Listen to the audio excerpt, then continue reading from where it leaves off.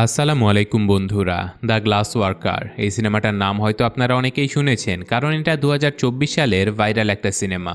পাকিস্তান তথা আমাদের এই দক্ষিণ এশিয়াতে তৈরি প্রথম হ্যান্ড পেইন্টেড 2D অ্যানিমে স্টাইলের সিনেমা এটা। গল্পটাতে যুদ্ধ, ভালোবাসা আর বিচ্ছেদের এক অসাধারণ মিশ্রণ ঘটেছে। কথা দিচ্ছি, গল্পটা শেষ পর্যন্ত দেখলে আপনাদের চোখে পানি চলে আসবে। তো গল্পটা শুরু হয় সমুদ্রের ধারে অবস্থিত একটা শহর ওয়াটার ফ্রন্টকে দেখিয়ে। এই শহরটা তার অসাধারণ কাচের কারুশিল্পের জন্য পৃথিবীব্যাপী বিখ্যাত ছিল। এখানকার বালি এতটাই বিশেষ ছিল যে তা দিয়ে তৈরি কাজ শুধুমাত্র অত্যন্ত শক্তিশালী হতো না, দেখতেও ছিল দারুণ মন কাড়া। কিন্তু এই সৌন্দর্যটাই এই শহরের জন্য অভিশাপ হয়ে দাঁড়ায় এবং দুই দেশের মধ্যে বিবাদের কারণ হয়ে ওঠে। তো এই গল্পের প্রধান চরিত্র হলো ভিনসেন্ট অলিভার। সে বিখ্যাত কাচশিল্পী থমাস অলিভারের ছেলে। সে তার বাবার সাথে এই শহরেই বসবাস করত। তবে এটা শুধুমাত্র ভিনসেন্ট আর তার বাবার গল্প নয়, এখানে জিন অর্থাৎ আগুনের আত্মারাও এক গুরুত্বপূর্ণ ভূমিকা পালন করেছে। কাহিনী শুরু হয় বড় হয়ে যাওয়া ভিনসেন্টের সঙ্গে, যে কিনা তার প্রথম কাচশিল্প প্রদর্শনীর প্রস্তুতি নিচ্ছিল। তখনই সে তাদের পুরনো স্টোর রুমে গিয়ে আগের তৈরি করা জিনিসগুলো একবার চেক করতে থাকে। হঠাৎ করেই সেখানে একটা হালকা ঝিলমিলে আলো তাকে টেনে নিয়ে যায় একটা পুরনো বক্সের দিকে। যখন সে বক্সটা খোলে, সে দেখতে পায় যে একটা পুরনো চিঠি এবং কাচের তৈরি একটা প্রজাপতি আকৃতির চুলের ক্লিপ সেখানে রয়েছে। এইসব কিছু দেখে সে বুঝতে পারে যে এই চিঠি ছিল তার শৈশবের একমাত্র কাছের বন্ধু এবং প্রথম প্রেম অ্যালিজের, যা বছরের পর বছর ধরে এই স্টোররুমে পড়েছিল। ঠিক যেমনভাবে অ্যালিজের স্মৃতিগুলো ভিনসেন্টের মনে চাপা পড়ে গেছে। আজকে যখন ভিনসেন্ট সেই চিঠিটা খোলে, তখন অ্যালিজের স্মৃতিগুলো আবারও যেন তার চোখের সামনে জীবন্ত হয়ে ওঠে। এরপর আমরা দেখতে পাই ভিনসেন্টের সেই শৈশবকাল। সে স্কুলে যেত না, কারণ তার বাবা চাইতো যে সে বাড়িতে পড়াশোনা করুক এবং কাচের কাজ শিখুক। এই কারণে তার কোনো বন্ধুও হয়নি, আর এই জন্যই গলির ছেলেরা তাকে নিয়ে হাসাহাসি করত। একদিন থমাস ভিনসেন্টকে শেখাচ্ছিল যে কাচে সঠিকভাবে রং করা কতটা কঠিন একটা কাজ। যদি রং বেশি হয়ে যায় তাহলে কাচ তার স্বচ্ছতা হারিয়ে ফেলে। সেই দিনই প্রথম অ্যালিস তাদের দোকানে এসেছিল। অ্যালিস দোকানটা ভালো করে একবার চোখ বুলিয়ে নিতেই তার দৃষ্টি থমকে যায় কাচের তৈরি নরম মূর্তিগুলোর উপরে।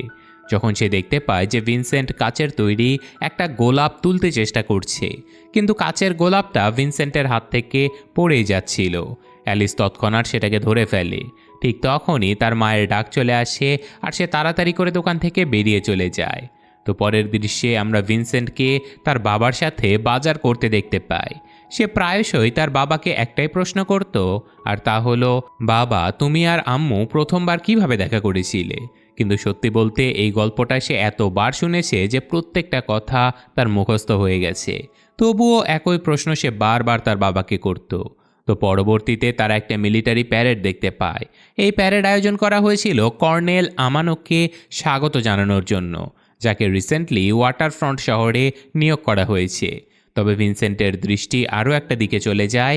তার দৃষ্টি গিয়ে থামে কর্নেল আমানোর মেয়ের উপরে। সে আর কেউ নয়, সে ছিল অ্যালিস। কিন্তু এই উৎসব আর উদ্দীপনার মধ্যে থমাস একমাত্র ব্যক্তি ছিল যিনি এই প্যারেড দেখে একদমই খুশি হয়নি। কারণ যখন তার চোখ পড়ে কর্নেল আমানোর উপরে, তিনি রাগে ফেটে পড়ে এবং চিৎকার করতে করতে বলতে থাকে সৈন্যদের এই শহর ছেড়ে চলে যাওয়া উচিত, কারণ থমাস যুদ্ধ চায় না। কিন্তু তার কথা শুনে বাকিরা ক্ষেপে যায়, তাকে ঘিরে ধরে আর তাকে শান্ত থাকার পরামর্শ দেয়। অন্যদিকে কর্নেল আমানোর মেয়ে অ্যালিস আবার ভায়োলিন বাজাতে খুবই ভালোবাসত। তার স্বপ্ন ছিল যে একদিন সে বিখ্যাত ভায়োলিনিস্ট হবে, আর এই জন্যই তার বাবা কর্নেল আমানো তার উপরে খুবই গর্বিত ছিল। এই কারণে কর্নেল আমানো এলিসকে শহরের একটা সঙ্গীত বিভাগের স্কুলে ভর্তি করিয়ে দেয়, যেখানে এক ছাত্র যার নাম ছিল মালিক, সে প্রথমবার অ্যালিসের পরিবেশনা দেখে তার প্রতি ভালো লাগা অনুভব করে। তো যাই হোক, অ্যালিজের এই নতুন শহরে আসা আর ভিনসেন্টের দোকানের মাঝে মাঝে যাওয়াতেই ওদের দুজনের মধ্যে একটা ভালো সম্পর্ক হয়ে যায়। একদিন ভিনসেন্ট আর অ্যালিস সমুদ্রের ধারে হঠাৎ করেই দেখা করে। তখন তারা একটা অদ্ভুত শব্দ শুনতে পায়। শব্দের উৎস ধরে ভিনসেন্ট অ্যালিসকে জিন সম্পর্কে বলে। সে বলে যে এই গুহাতে একটা জিন বসবাস করে। এরপর সে আরও জানায় যে আমাদের এখানকার বালি বিশ্বের সেরা বালিগুলোর মধ্যে একটা। এই বালি দিয়ে কাচ তৈরি করা হয়।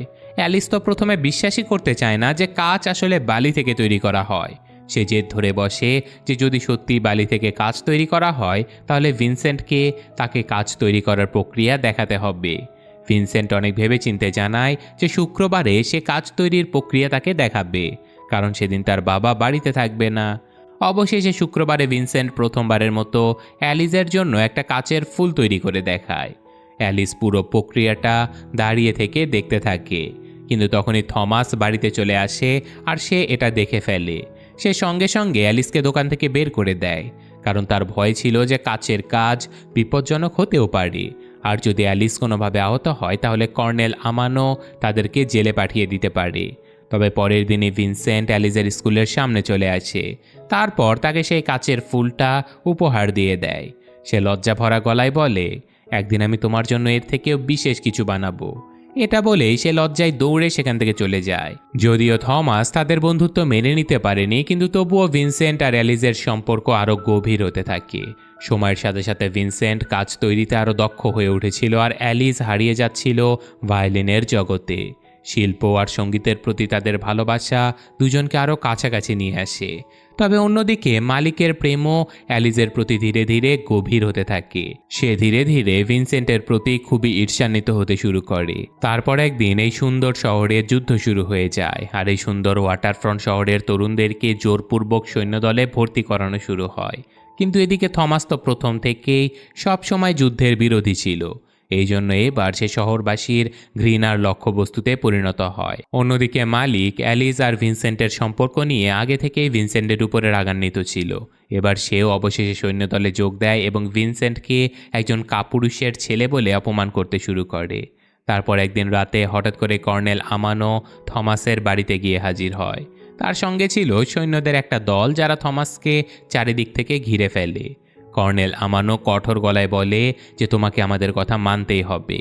তারপর সে থমাসকে দেখায় একটা কুইকসিলভার রেকটিফায়ার। এটা হলো কাঁচ দিয়ে তৈরি এক ধরনের বিশেষ ডিভাইস, যার মাধ্যমে সৈন্যদের এয়ারশিপ চালানো হয়। কিন্তু তাদের কাছে থাকা ডিভাইসগুলো দ্রুত ভেঙে যায়, তাই কর্নেল চায় যে থমাস তাদের জন্য অত্যন্ত মজবুত ও বিশেষ কাঁচ দিয়ে তৈরি রেকটিফায়ার তৈরি করুক। কিন্তু থমাস স্পষ্টভাবে তা করতে অস্বীকার করে, কারণ সে তো যুদ্ধের বিপক্ষে ছিল। তখন সৈন্যরা তাকে হুমকি দেয় আর বলে যদি সে তাদের কাজ না করে তাহলে তাকে জোর করে যুদ্ধের ময়দানে পাঠিয়ে দেয়া হবে। তো শেষ পর্যন্ত বাধ্য হয়ে থমাসকে এই যুদ্ধের অংশ হতেই হয়। তো অনেকদিন পরে কর্নেল আমানো দোকানে এসে জানায় যে থমাসের তৈরি রেকটিফায়ার তাদের ইঞ্জিনিয়ারেরা অনুমোদন করে দিয়েছে। এই আনন্দে কর্নেল ভিনসেন্টের তৈরি একটি কাচের ভাস্কর্য কিনে নিয়ে যায় নিজের বাড়িতে। তারপর একদিন কর্নেল আমানো শহরের সকল তরুণ ছেলেদেরকে সৈন্যদলে একত্রিত করে যুদ্ধের উদ্দেশ্যে রওনা দেন, যার মধ্যে মালিকও ছিল। তো যাবার সময় মালিক অ্যালিসকে বলে, আমি সব কিছু তোমার জন্যই করছি, আর একদিন আমি তোমাকে অবশ্যই জয় করে নিজের করে নেব।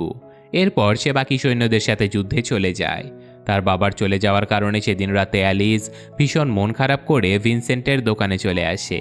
সেখানে প্রথমবারের মতো থমাস তাকে চা পান করার জন্য জিজ্ঞাসা করে। তাছাড়াও এবার সে ভিনসেন্ট আর অ্যালিসের ভালোবাসাপূর্ণ বন্ধুত্বকে ফাইনালি সম্মতি দিয়ে দেয়। এরপর থেকে ভিনসেন্ট এবং অ্যালিস একসঙ্গে অনেক সময় কাটাতে থাকে।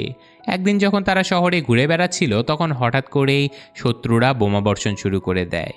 তারা কোনো রকমে পালিয়ে একটা জায়গাতে আশ্রয় নেয়, আর সেখানে কথার প্রসঙ্গে অ্যালিস মালিকের কথা তোলে। অ্যালিস বলে যে মালিক মাঝে মাঝে তার কাছে চিঠি পাঠায়, আর সেও মাঝে মাঝে না চাইতেও সেই চিঠির উত্তর দিয়ে দেয়। যেটা শুনে ভিনসেন্টের মনে হয় যে হয়তো অ্যালিসও তাকে ছেড়ে মালিকের কাছে চলে যাবে। আর এই ভেবে রাগের মাথায় ভিনসেন্ট কথায় কথায় অ্যালিসের মিউজিকের অপমান করে বসে। সে বলে যে তুমি তো অন্যের তৈরি করা গান চুরি করো, আমি যে কাজ করি সেটা আমার নিজের ইমাজিনেশন থেকে তৈরি করি, তুমি কোনো দিন তোমার মিউজিকে উন্নতি করতে পারবে না। অ্যালিস এই কথা শুনে ভীষণ রেগে যায় এবং ভিনসেন্টকে দোষারোপ করে যে সেও তো একজন কাপুরুষ, কারণ মালিকের মতো সে দেশের সেবা করতে যায়নি, সে লুকিয়ে রয়েছে।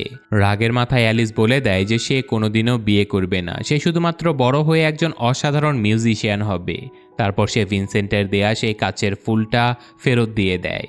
এই ঝগড়ার কারণে তাদের সম্পর্কে একটা ফাটল ধরে যায়। এরপর ভিনসেন্ট অ্যালিসকে তার বাড়িতে পৌঁছে দিতে যায়, যেখানে তারা জানতে পারে যে কর্নেল আমানো যুদ্ধে নিখোঁজ হয়ে গেছে বা সম্ভবত মারা গেছে। এটা শুনে অ্যালিস পুরোপুরি ভেঙে পড়ে। সে তার মনের দুঃখ গানের সাথে মিশিয়ে দেয়, তারপর নিজেরই একটা সুর তৈরি করে। কিছুদিন পরে অ্যালিসকে তাদের কলেজের ফেস্টিভ্যালে একটা বড় পারফরমেন্সের সুযোগ দেয়া হয়, আর সেই রাতেই তার মনে পড়ে ভিনসেন্টের করা অপমানের কথা। তাই সে ভিনসেন্টকেও আমন্ত্রণ জানিয়ে দেয়। অ্যালিস ডিসাইড করে যে এই প্রোগ্রামে সে নিজের তৈরি করা সুর দিয়ে গান গাইবে। অন্যদিকে ভিনসেন্টও তার দেয়া প্রতিশ্রুতি অনুযায়ী অ্যালিসের জন্য বিশেষ কিছু তৈরি করে, আর সেটা হচ্ছে এক টুকরো কাঁচ দিয়ে তৈরি একটা প্রজাপতির মতো অসম্ভব সুন্দর হেয়ারপিন, যেটার ভেতরে ভিনসেন্টের মৃত মায়ের গয়নার কিছু অংশ ব্যবহার করা হয়েছিল। ভিনসেন্ট যখন অ্যালিসের পারফরমেন্স দেখতে আসে তখন কিছু স্টুডেন্ট তাকে দেখে চিনে ফেলে। তারা ব্যঙ্গ করে বলছিল যে ভিনসেন্ট হলো একটা কাপুরুষের সন্তান। তারা ভিনসেন্টকে সেখানে আটকে দেয় এবং তার ইনভিটেশন কার্ডটা পানিতে ছুঁড়ে ফেলে দেয়। আসলে এই ইনভিটেশন কার্ড ছাড়া সে ভিতরে ঢুকতেও পারবে না। তবুও ভিনসেন্ট কোনো রকম একটা ছাদে উঠে অ্যালিসের পারফরমেন্স দেখতে থাকে, আর এদিকে অ্যালিস তার পারফরমেন্স শুরু করে দেয়, কিন্তু তার চোখ প্রতিটা মুহূর্তে শুধুমাত্র ভিনসেন্টকেই খুঁজছিল। সে তার সলো পারফরমেন্সের জন্য ভিনসেন্টের জন্য অপেক্ষা করছিল, কিন্তু শেষমেশ সে তার বাবার স্মৃতিতে ভায়োলিন বাজাতে শুরু করে দেয়। আর ঠিক তখনই কিছু একটা অ্যালিসের মনোযোগ জানালার দিকে আকর্ষণ করে, কিন্তু সেখানে কেউ ছিল না, কারণ ভিনসেন্ট তখন কলেজের দিকে এগিয়ে আসা কিছু সৈন্যদেরকে দেখতে পেয়েছিল। ওরা শত্রু ছিল, তাই সে ওদের সাথে মোকাবেলা করতে ছাদ থেকে নেমে পড়ে। কিন্তু ঠিক তখনই মালিক আহত কর্নেল আমানোকে কাঁধে করে নিয়ে কলেজের ভেতরে চলে আসে। অ্যালিস তখন তার বাবাকে জীবিত দেখতে পায়, তখন সে আনন্দে দৌড়ে গিয়ে মালিকের গালে চুমু দেয়। আর এই সব কিছু ভিনসেন্ট দূর থেকে দেখে ফেলে। এখন সেখানে সবাই মালিককে নায়ক হিসেবে দেখছিল, অথচ ভিনসেন্ট সত্যি ভীষণভাবে মনের ভেতর থেকে ভেঙে পড়েছিল। কয়েকদিন পরে কর্নেল আমানোর পোস্টিং উত্তর দিকের একটা অঞ্চলে হয়ে যায়। কর্নেল আমানো তার পরিবার সহ মালিককেও সেখানে স্থানান্তর করার নির্দেশ দেয়। এখন পর্যন্ত এইসব পরিস্থিতি ভিনসেন্ট আর অ্যালিসকে আলাদা করে দিয়েছিল, কিন্তু তবুও পরের দিন ভিনসেন্ট অ্যালিসের স্কুলে তার জন্য সেই হেয়ার পিনটা নিয়ে পৌঁছে যায়, যেখানে সে জানতে পারে যে অ্যালিস খুব শীঘ্রই এই শহর ছেড়ে চলে যাবে। তখন সে দৌড়ে অ্যালিসের বাড়িতে চলে যায়, কিন্তু সেখানে অ্যালিসের মা এবং গার্ডরা তাকে বের করে দেয়। এদিকে অ্যালিস এই ব্যাপারে কিছুই জানতে পারে না। ভিনসেন্টের মনে হয় যে অ্যালিস হয়তো তাকে কাপুরুষ ভেবে ছেড়ে দিয়েছে আর মালিককে নিজের জীবনসঙ্গী হিসেবে বেছে নিয়েছে। এই ভুল বোঝাবুঝি এবং ভেতরে জমে থাকা রাগ ভিনসেন্টকে বদলা নিতে বাধ্য করে। ধীরে ধীরে তার মনে ঘৃণা জন্মাতে শুরু করে। সে সেই হেয়ারপিনটা সমুদ্রের মধ্যে ফেলে দিতে যায়, কিন্তু কিছু একটা মনে করে সে বাড়িতে ফিরে আসে। সে তার বাবাকে জানায় যে এবার রেকটিফায়ার বানানোর কাজটা সে করবে। সেই রাতে রাগে অন্ধ হয়ে ভিনসেন্ট সেনাদের জন্য তৈরি করা সেই কাচের যন্ত্রে ভয়ানক একটা বিঘ্ন ঘটানোর সিদ্ধান্ত নেয়। সে চুপি চুপি রেকটিফায়ারগুলোতে একটা ছোট্ট ত্রুটি ঢুকিয়ে দেয়, যাতে করে সেনাবাহিনীর জাহাজগুলো কাজ করা বন্ধ করে দেয়। এতে করে রেকটিফায়ার ব্যবহার করার কিছুক্ষণ পরেই সবগুলো জাহাজ ব্লাস্ট হয়ে যাবে। এছাড়াও তার মনে আরও একটা ক্ষোভ ছিল, আর তা ছিল ছোটবেলা থেকেই সে শুনে এসেছে যে সে হলো কাপুরুষের সন্তান। তাই এবার সে দেখিয়ে দেবে যে পুরুষ আসলে কাকে বলে। অন্যদিকে শহর ছেড়ে চলে যাবার আগে অ্যালিস শেষবারের মতো ভিনসেন্টের সঙ্গে দেখা করতে আসে, কিন্তু সে দোকানে ছিল না। তাই অ্যালিস ভিনসেন্টের জন্য একটা চিঠি রেখে চলে যায় আর থমাসকে বিদায় বলে দেয়। এটাই ছিল সেই চিঠি যা সিনেমার শুরুতে ভিনসেন্ট পড়ছিল। আর এখন পরবর্তী দৃশ্যে দেখা যায় যে রাতের অন্ধকারে থমাস সেনাবাহিনীর জন্য রেকটিফায়ার জাহাজে তুলে দিচ্ছিল। আর ঠিক তখনই ভিনসেন্ট এসে তাকে জানায় যে সে রেকটিফায়ারগুলোতে একটা ছোট্ট ত্রুটি করে দিয়েছে, যার ফলে জাহাজগুলো ধ্বংস হয়ে যাবে। থমাস অবাক হয়ে যায়। সেই সাথে সাথে সমস্ত রেকটিফায়ার উপরে নিয়ে আসতে শুরু করে। তাড়াহুড়ো করার কারণে কাচের রেকটিফায়ারের জন্য তার হাত কেটে রক্তে ভিজে যায়। তখনই হঠাৎ করে গোলাবর্ষণ শুরু হয়ে যায়, মানে অন্য দেশের সেনাবাহিনীরা তাদের উপরে আক্রমণ করে দিয়েছে। ভিনসেন্ট তার করা ভুলের গুরুত্ব বুঝতে পারে, কারণ তাদের সৈন্যরা এই রেকটিফায়ার ব্যবহার না করতে পেরে নিজেরাই ধ্বংস হয়ে যাচ্ছিল। সে দ্রুত সকল বক্স পাহাড় থেকে নিচে ফেলে দিতে থাকে, কিন্তু থমাসের দড়ি সেই বক্সগুলোর সাথে আটকে গিয়েছিল, যেটা ভিনসেন্ট দেখতেই পায়নি। এই জন্য বক্সগুলো পড়ে যাবার সাথে সাথে থমাসের হাত কেটে আলাদা হয়ে যায়, যার ফলে সে চিরতরে হাত দিয়ে কাচের জিনিস বানাতে অক্ষম হয়ে যায়। অন্যদিকে শহর ছেড়ে চলে যেতে থাকা অ্যালিস দূর থেকে দেখতে পায় যে তার অনেক পছন্দের সুন্দর সেই শহরটা দাউ দাউ করে জ্বলছে। ভিনসেন্টের জন্য তার মনটা হু হু করে কেঁদে ওঠে। এদিকে ভিনসেন্টও দূর থেকে ট্রেনের শব্দ শুনতে পায়। অসহায় দৃষ্টিতে সে অ্যালিসের কথা ভেবে সেদিকেই তাকিয়ে থাকে। আর হঠাৎ করে সেই ট্রেনে গোলাবর্ষণ শুরু হয়ে যায় আর ট্রেনটা পুরোপুরিভাবে ব্লাস্ট হয়ে যায়। এরপরের দৃশ্য আবার বর্তমান সময়ে ফিরে আসে, যেখানে কয়েক বছর পরে ভিনসেন্ট তার পুরনো সেই চিঠিটা পড়ছিল। সেখানে অ্যালিস লিখেছিল, সে তাকে সত্যি অনেক ভালোবাসতো। অন্যদিকে এতদিনে ভিনসেন্ট তার গ্লাস ওয়ার্কের জন্য খুবই জনপ্রিয় হয়ে উঠেছে। মানুষ দূর দূরান্ত থেকে আজকে তার গ্লাস ওয়ার্ক প্রদর্শনী দেখতে আসতে শুরু করেছে। এত কিছুর পরেও ভেতরে ভেতরে ভিনসেন্ট এখনও অ্যালিজের স্মৃতিতেই আটকা পড়ে রয়েছে। আজকে ছিল 26শে অক্টোবর, তার প্রথম গ্লাস প্রদর্শনীর দিন। হয়তো আজকে তার সাথে অ্যালিজেরও থাকার কথা ছিল। তো প্রদর্শনীর সময় আবারও তার চোখ পড়ে সেই চিঠিটার উপরে। সন্ধে হবার পরে ভিনসেন্ট তার কর্মশালায় অ্যালিজের চিঠিটা পোড়ানোর চেষ্টা করছিল, কিন্তু তার আগেই ছোট ছোট আগুনের ফুলকি পড়ে সেই চিঠিটা পুড়ে যায়। এরপর হঠাৎ করেই ওখানে অ্যালিসকে দেখতে পায় সে। অ্যালিস তার সামনে হাত এগিয়ে দেয় আর ভিনসেন্ট তাকে সেই কাচের ফুলটা উপহার দেয়। তারপর সিন চলে যায় সমুদ্রের তীরে, যেখানে ভিনসেন্ট এবং অ্যালিস আবারও মিলিত হয়েছে। দেখা যায় অ্যালিসের মাথায় ভিনসেন্টের বানানো সেই বিশেষ প্রজাপতির ক্লিপটা। অ্যালিস সমুদ্রের পানিতে তার পা ভিজিয়ে নিচ্ছিল আর দূরে বসে ভিনসেন্ট তাকে মুগ্ধ হয়ে দেখছিল। অ্যালিসের ভালোবাসা কাচের মতোই স্বচ্ছ আর সুন্দর ছিল। আর এভাবেই একটা অসমাপ্ত গল্পের সুন্দর সমাপ্তি হয়ে যায়। তো এখানে আপনাদের কিছু কনফিউশন দূর করি, সেটা হচ্ছে ট্রেনটা যদি সত্যি ব্লাস্ট হয়ে যায় তাহলে অ্যালিস আবার মুভির শেষে কিভাবে আসলো? আসলে ট্রেনটা সত্যিই ব্লাস্ট হয়েছিল। হয়তো ভিনসেন্ট ছোটবেলাতে যে জিন বা অলৌকিক শক্তিতে বিশ্বাস করত, তেমনই তার বিশ্বাস ছিল যে হয়তো অ্যালিস বেঁচে রয়েছে। তাই ভিনসেন্ট তার কল্পনাতে অ্যালিসকে দেখেছে। তবে মুভিতে এটা স্পষ্ট করা হয়নি যে অ্যালিস মারা গিয়েছে নাকি সত্যি সত্যি তার সামনে এসেছে, কিন্তু আমরা ধরেই নিতে পারি যে সত্যিই মারা গিয়েছিল। তো গল্পের শেষের অংশটা ছিল ভিনসেন্টের সম্পূর্ণই কল্পনা বা হ্যালুসিনেশন। তো গল্পটা কেমন লাগলো কমেন্টে অবশ্যই জানাবেন। আমি আজকের মতো বিদায় নিচ্ছি। আল্লাহ হাফেজ।